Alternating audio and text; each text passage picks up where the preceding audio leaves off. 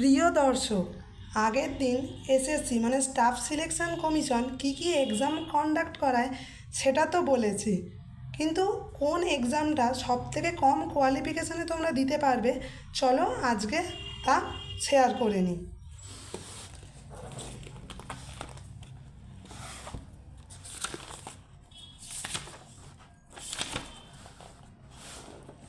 দেখো, সেটা হলো এসএসসি এমটিএস, যেখানে টোটাল দুটো পোস্ট আছে। একটা হলো মাল্টিটাস্কিং স্টাফ আর সেকেন্ড হলো হাবেলদার, যেটা দুটো ডিপার্টমেন্টে হয়। দেখো, central board of indirect tax and কাস্টমসে আর সিবিএন মানে সেন্ট্রাল বোর্ড অফ নার্কোটিক্সে। এবার তোমার কী কোয়ালিফিকেশান লাগবে না, তোমার 10 পাস সার্টিফিকেট লাগবে, মানে তোমাকে মাধ্যমিক পাস হতে হবে যে কোনো রেকগনাইজড বোর্ড থেকে। এবার তোমার কত বয়স মানে এজ লিমিটটা কী না, এমটিএসের জন্য 18 থেকে 25 ইয়ার্স এজ। আর হাবেলদার ডিপার্টমেন্ট অফ রেভিনিউ আর সাম পোস্ট অফ এমটিএস মানে কিছু এমটিএস পোস্টের জন্য তোমার 18 থেকে 27 ইয়ার্স লাগবে, মানে তুমি 18 বছর থেকে 27 বছর বয়স অবধি এলিজিবল। এবার তোমার দেখো রিজার্ভেশন দেখে নাও, এসসি এসটি কমিউনিটিরা 5 ইয়ার্সের রিল্যাক্সেশন পাবেন, ওবিসিরা 3 ইয়ার্সের।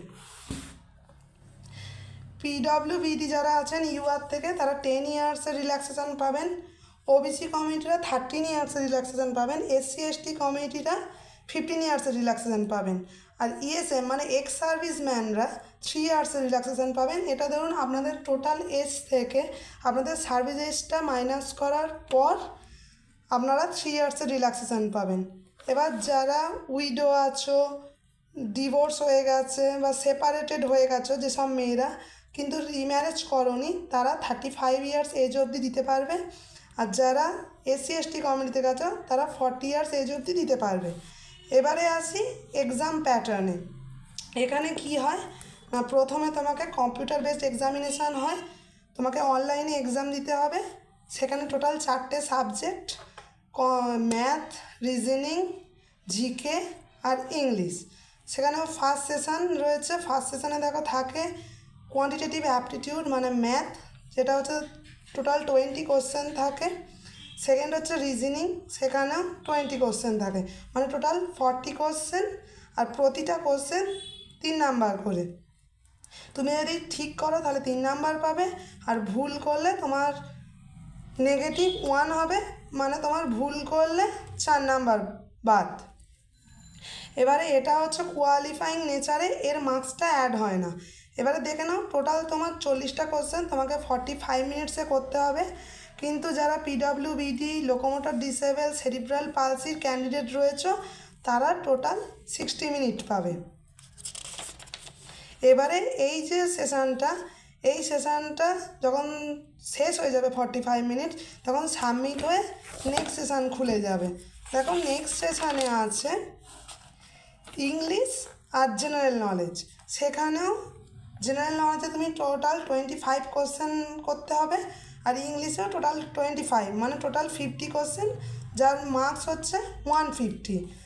এখানেও প্রতিটা কোশ্চেন হচ্ছে 3 মার্কস করে, আর তুমি যদি ভুল করো তাহলে 1 নাম্বার তোমার নেগেটিভ হবে, আর মানে তোমার 4 মার্কস বাদ যাবে। এটাও টোটাল 45 মিনিটসের।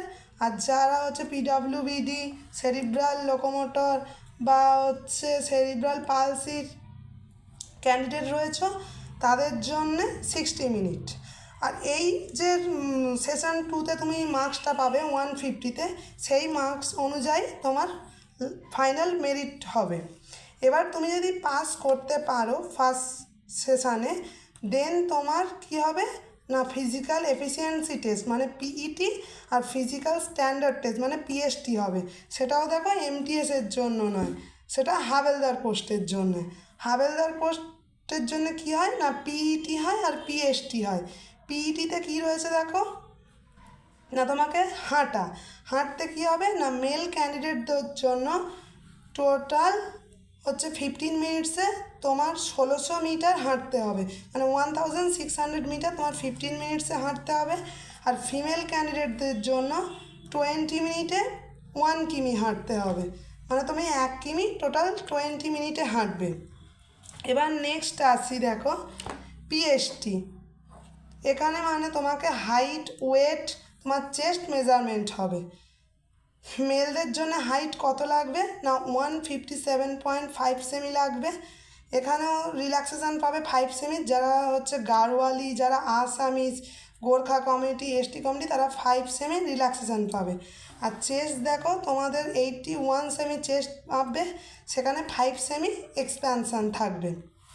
মেয়েদের দেখো হাইট কত লাগবে না 152 সেমি, আর রিল্যাক্সেশন কত পাবে না 2.5 সেমি, মানে 2.5 সেমি রিল্যাক্সেশন পাবে।